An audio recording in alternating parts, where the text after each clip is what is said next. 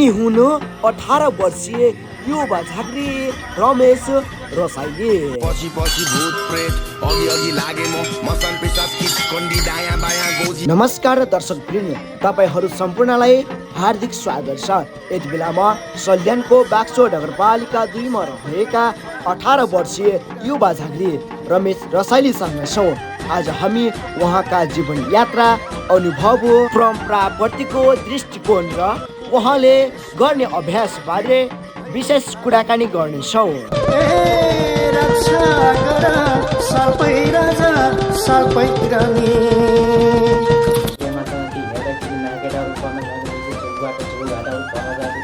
स्वागत छ। धन्यवाद। हजुरको शुभ नामतर्फ लागु सर्वप्रथम हजुरको शुभ नाम बताइदिनुहोस्। मेरो शुभ नाम चाहिँ रमेश रसाइली। हजुर, अनि घर चाहिँ ठ्याक्कै कता पर्यो? मेरो घर चाहिँ बाक्सो नगरपालिका वार्ड नम्बर 6 चिसापानी मोडेलले पर्छ।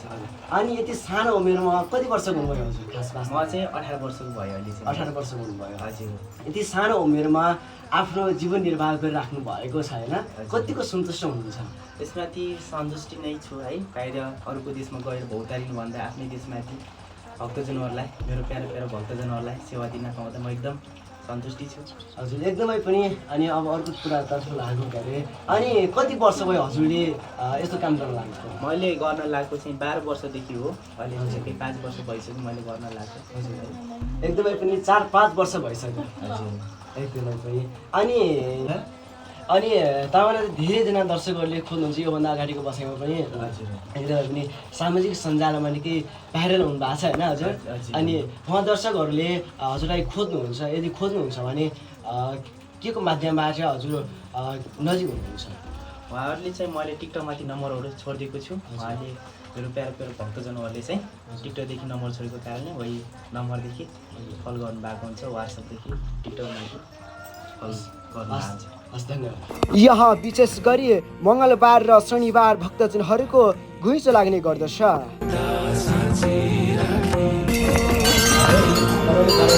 कुन ठाउँबाट आउनुभयो हजुर? 8बाट है। कति भयो हजुरले अगाडिदेखि नै पालो कुर राखेको देखेको छु, कति भयो नि हजुर यहाँ आएको? 1-1.5 घन्टा भइसक्यो, अझै पनि पालो आइराखेको छैन है?